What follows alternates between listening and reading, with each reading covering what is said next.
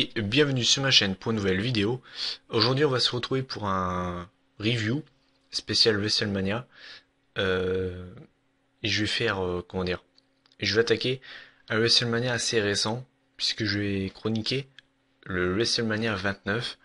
Donc show qui s'est tenu le 7 avril 2013 au MetLife Stadium de New York, New Jersey devant 80 676 spectateurs, ce qui en fait une affluence énormissime. Voilà. Les, les deux thèmes de ce pay-per-view. Donc on avait Coming Home de Didi Dirty Money, thème que je n'aime pas du tout. Au-delà du catch, hein, c'est un thème que j'aime pas du tout. Et on avait Bounce de Young Guns, très bon thème, j'aime beaucoup, qui colle au catch et qui est un très bon thème. Voilà. Je vais pas perdre de temps et je vais attaquer directement le review. Euh, voilà. Donc on commence la soirée, l'opener de ce WrestleMania, c'était un six-man tag team match qui voyait s'opposer The Shield, composé de Dean Ambrose, Seth Rollins et Roman Reigns, aux stars entre guillemets de la WWE. On avait Randy Orton, Sheamus et le Big Show. Le match a duré 10 minutes 35, ce qui en fait une bonne durée pour commencer sur WrestleMania. Euh, pour moi le match en fait, je dis comment dire. Pour moi en fait le match s'est coupé en deux parties. On a la première partie du match qui a été assez lente. En fait, on avait le Shield qui se relayait pour travailler sur le Big Show. Donc forcément, le match était assez lent. Et la deuxième partie du match, en fait, à partir du moment où le Big Show a fait le tag, le match s'est emballé et a été beaucoup plus fou. Donc, on va dire que voilà, la première partie du match est assez chiante, la deuxième partie beaucoup plus intéressante. Mais pour moi, ça reste un bon match qui a été plutôt bien amené. En fait, à la fin, on a, euh, on a le, comment dire, on a Randy Orton qui fait un RKO à la volée sur Seth Rollins. Dans, tout de suite, dans la foulée, on a Roman Reigns qui porte son spear sur Orton. L'homme légal étant Dean Ambrose.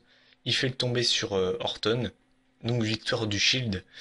Donc voilà, une fin bien, un bon match. Donc pour moi c'est un bon match pour commencer ce WrestleMania. Euh, à noter qu'il y a eu des frictions dans la team WWE.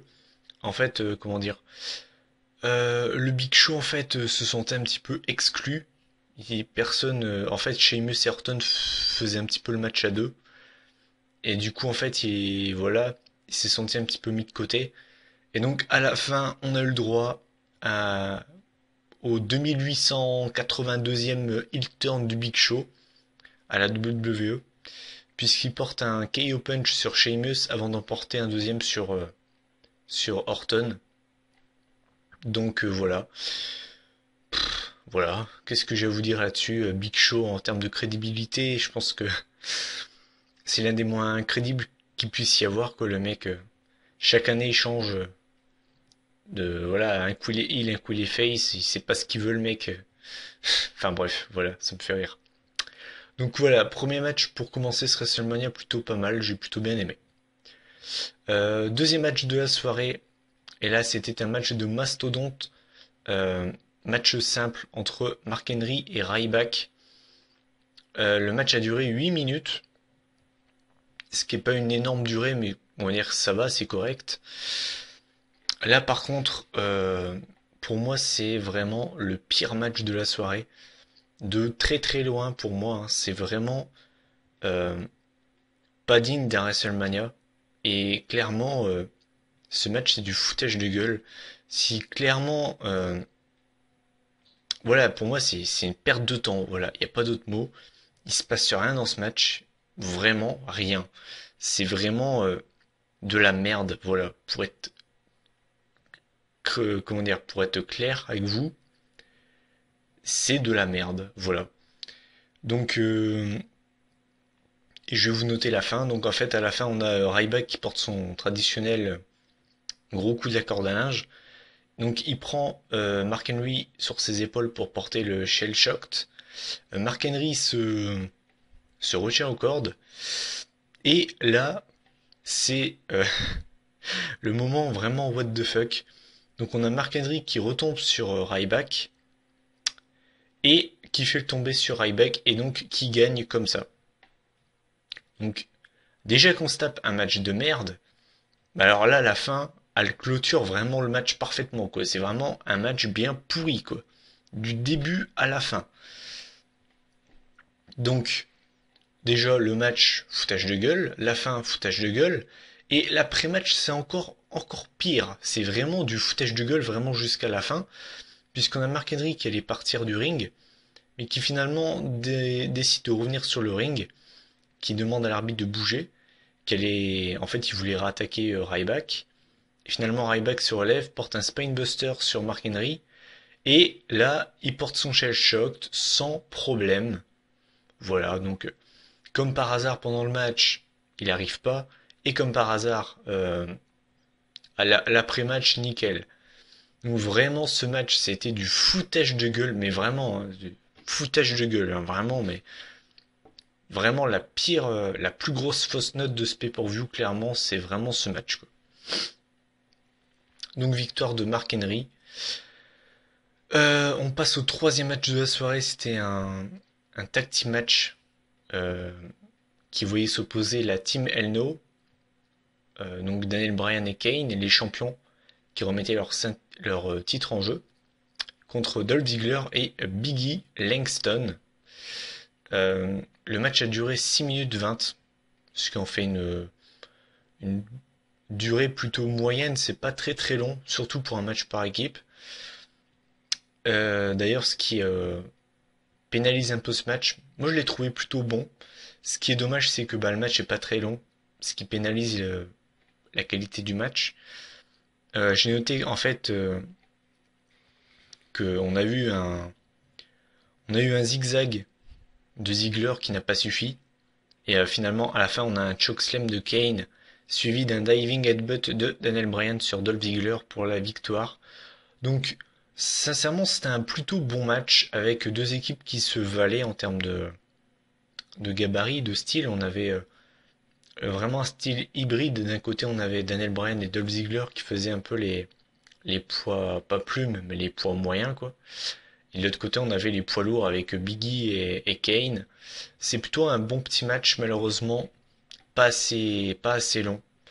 Mais ça en reste quand même un bon match. Donc voilà, victoire de la team Elno qui conserve ses ceintures. Quatrième match de la soirée, c'était... Alors là, comment dire? Le match également là m'a dérangé, tout comme le Mark Henry Ryback, mais pas pour les mêmes raisons. Donc on avait Fandango, enfin, excusez-moi, on avait Fandango contre Y2J Chris Jericho. Match simple, match qui a duré 9 minutes. Ce que, encore une fois, est pas une mauvaise durée, mais bon, voilà, enfin, ça va. On va dire que ça va. C'est pas très très long, mais c'est pas non plus trop court, donc on va dire que ça va. Ce qui m'a dérangé en fait dans ce match, c'est c'est le résultat. Donc, on a un code breaker de Jericho en début de match qui ne suffit pas, car en fait, le code breaker envoie Fandango hors du ring. On a un leg drop de, de Fandango du haut de la troisième corde sur Jericho. Pareil, ça ne suffit pas. Euh, et j'ai noté la fin. Donc en fait, on a un Walls of Jericho de Y2J qui est contré en petit paquet par Fandango. Et Fandango gagne comme ça. Euh, Avant de parler du résultat, donc sincèrement, moi le match, j'ai bien aimé. Il y a eu quelques spots vraiment pas mal. À un moment, on a Jericho qui saute de la troisième corde sur Fandango hors du ring. Vraiment, il y a quelques spots vraiment pas mal. Moi, j'ai franchement trouvé le match pas mauvais. Vraiment un bon petit match. Après, Moi, c'est la fin qui me dérange. Je veux dire, voilà, la fin est un petit peu pourrie. Et alors, le résultat, je suis pas d'accord. Je suis désolé. Euh, Dédicace à Kevin, un pote qui va penser comme moi. Vous pouvez pas donner une victoire comme ça à WrestleMania contre Jericho à Fandango. Vous pouvez donner cette victoire à un Bray Wyatt, à Seth Rollins, à Roman Reigns, à Dean Ambrose, un gars qui va avoir le futur de la fédération entre ses mains. Mais pas Fandango. Le mec actuellement, il est jobber.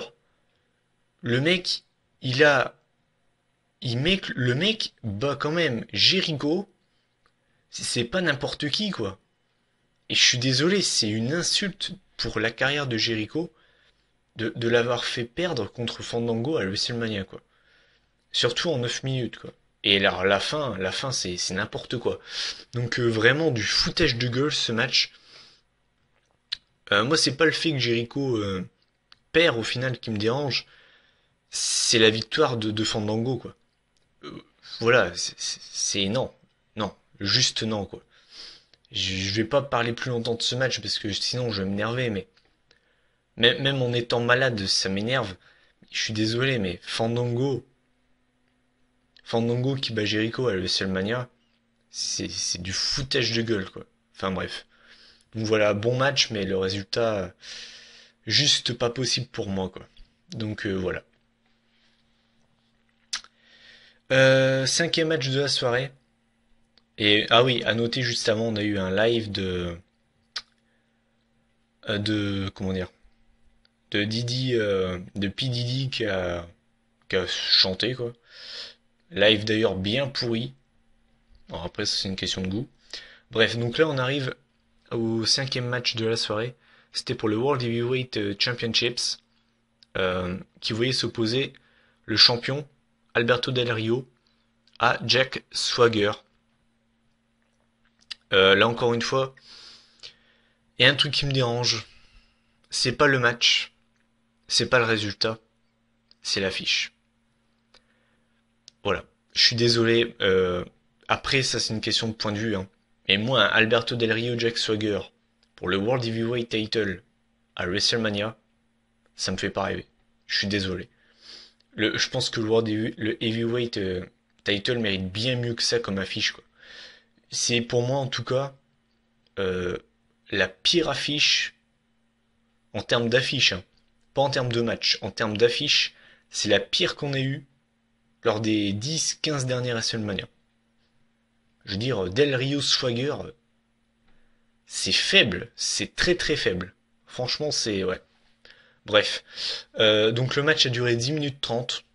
Donc c'est assez, c'est pas court comme durée, 10 minutes pour un match de catch, mais pour un match pareil pour le titre poids lourd, c'est assez court. On arrive normalement pour les titres poids lourds, ça dure facilement 15 minutes, voire même 20. Donc la durée est assez courte pour un match pareil. Euh, Après, sincèrement, moi j'ai trouvé le match vraiment pas mal. Moi j'ai trouvé bon. Sincèrement, par contre, le problème, c'est que le public était endormi du début à la fin du match. Ce qui, si, disons que pour ce genre de match, moi personnellement, j'étais pas forcément emballé par le match. Faut vraiment se mettre dedans. Parce que quand t'as pas le public qui fait du bruit, tu peux facilement te lasser du match. Là, c'est le genre de match vraiment où il faut te rentrer dedans direct. Et sincèrement, bah, le match, je l'ai trouvé bon. Comme grosse prise, j'ai noté qu'on a eu le Gut Powerbomb de Swagger sur Del Rio. Bon, il a pas gagné avec ça. D'ailleurs, j'ai noté que je préférais 1000 fois ce finisher-là au Patriot Lock. Bon, après, ça c'est une question de goût. Euh, Finalement, on a Del Rio qui a battu Swagger sur son cross armbreaker. Voilà. Donc c'est un bon match. Sincèrement, c'est un bon match. Après, pour moi, euh, vous aurez mis ce match-là pour le titre intercontinental ou US. J'aurais trouvé ça normal. pour le World Heavyweight Championship, je trouve ça franchement vraiment faiblard, quoi. Franchement, un Del Rio Swagger, je suis désolé, moi ça me fait pas rêver. En plus, il dure 10 minutes, et voilà. Mais ça en reste un bon match quand même. Donc voilà. Là, on va arriver aux vraiment trois derniers matchs. Et ces trois matchs-là étaient vraiment les têtes d'affiche de ce WrestleMania. Là, on arrive vraiment, pour moi, à l'un des meilleurs matchs de la soirée. Puisque c'était la streak de l'Undertaker qui était remise en jeu face à CM Punk, The Best in the World. À noter que les deux entrées des deux catcheurs étaient tout simplement énormes. Quand l'Undertaker en fait est arrivé sur le ring, il y avait des genres de morts vivants. Donc on les voyait en fait avec leurs mains en essayant de d'attraper l'Undertaker. J'ai vraiment adoré cette entrée que je trouve vraiment énorme. Et pour Punk, on a eu Living Color qui a interprété son thème musical, donc Cult of Personality. Très très bon live qui a eu une énorme ovation, contrairement à P. Diddy tout à l'heure.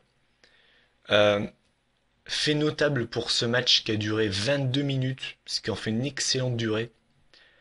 Fait notable et que j'ai noté qui est très très rare, en tout cas c'est je pense la seule fois où j'ai entendu ça.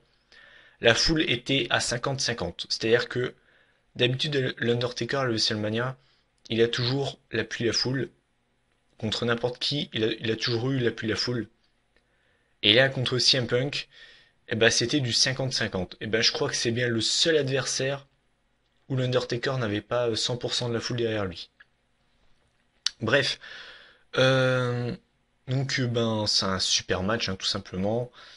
J'ai noté qu'on avait eu comme grosse prise, on a eu un chokeslam de l'Undertaker, on a eu un elbow drop de CM Punk. Ensuite, on a eu un elbow drop de CM Punk sur l'Undertaker du haut de la troisième corde sur la table des commentateurs. Ensuite, on a eu le Hell's Gate de l'Undertaker. On a eu l'Anaconda Vice. À un moment, on a eu un combo tout simplement exceptionnel qui a fait vraiment vibrer tout le stade.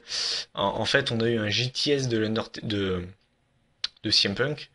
L'Undertaker en fait a rebondi sur les cordes, a chopé CM Punk en le prenant dans la position du tombstone, lui a porté le tombstone, ça c'était vraiment énormissime.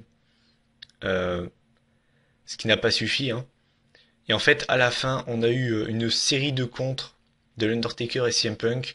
Donc c'est Punk qui essayait de porter son JTS et Taker qui essayait son tombstone. Finalement, c'est l'Undertaker qui arrive à porter le tombstone et qui gagne. Donc, comme ça, sincèrement, c'est un superbe match. Je dirais pas que c'est le meilleur match de l'Undertaker à WrestleMania, mais c'est en tout cas un super match, vraiment un très très bon match. J'aime beaucoup ce match. Moi, comment dire, ce match-là m'a beaucoup fait penser à celui de Edge, en tout cas en termes de qualité. Je trouve que les deux matchs sont assez similaires en termes de qualité, et j'ai adoré ce match. Voilà. Donc je dirais que c'est peut-être même le meilleur match de la soirée. Ouais, je dirais que c'est le meilleur match de la soirée. Donc victoire de l'Undertaker, qui à l'époque était encore invaincu. Euh, euh, on arrive à l'avant-dernier match de la soirée. C'était un vrai match de poids lourd. C'était un no holds barred match avec comme stipulation que si Triple H perdait, il prenait sa retraite. Donc on avait Triple H face à Brock Lesnar. Le match a duré 24 minutes. C'est le deuxième match le plus long de la soirée. Euh, j'ai noté que c'était un très très bon match de poids lourd. Euh, et on a vraiment eu une vraie fight, quoi. Vraiment, il n'y a pas d'autre mot, c'est une vraie fight. On a eu du F5 de Lesnar sur Shawn Michaels, qui a accompagné Triple H. On a eu des pedigrees, des F5 à gogo. On a eu des Kimura de Lesnar et de Triple H. Vraiment un match de malade mental. Euh, Finalement, en fait, le match se finit sur un pedigree de Triple H sur Brock Lesnar, sur l'escalier qui avait été apporté sur le ring.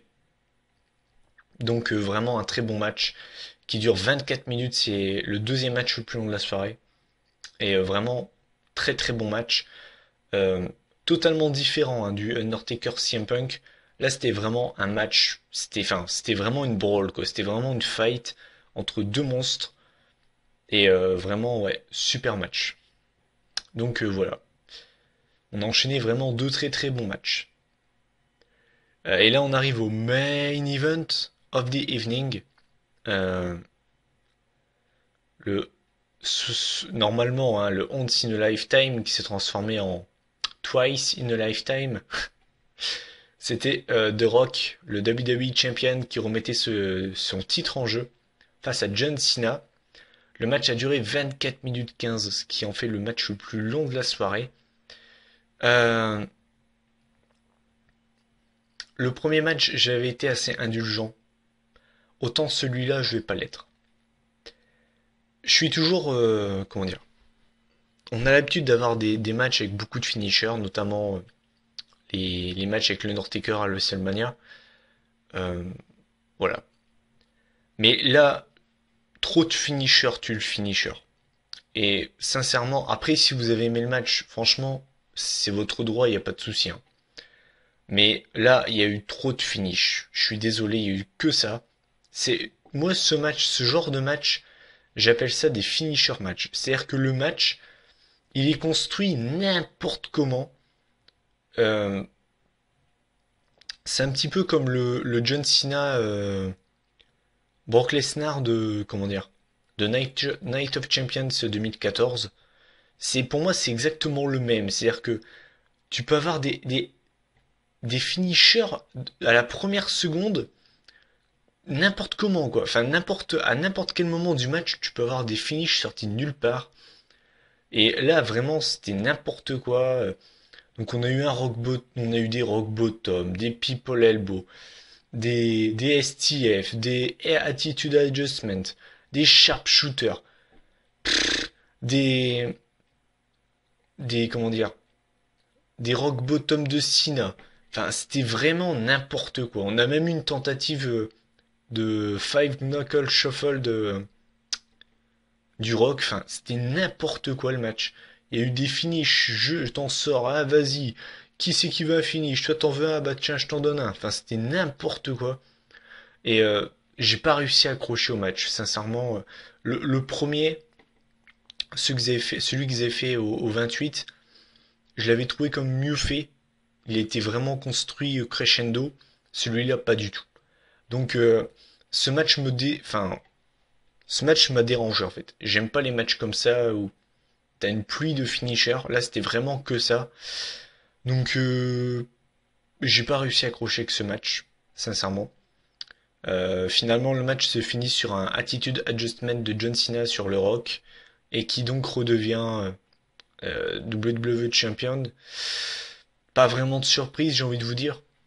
Même moi qui ne suivais plus le catch, je savais que le Rock n'allait pas rester à la WWE. Fallait forcément se douter que c'était Cena qui allait gagner. Donc de une, le match m'a déçu. En plus de ça, le résultat, même à l'époque, était prévisible. Un main event foutage de gueule, quoi. Surtout, et à noter pour le Once in a Lifetime, qui est un véritable foutage de gueule, quoi. Donc, ce match m'a vraiment dérangé.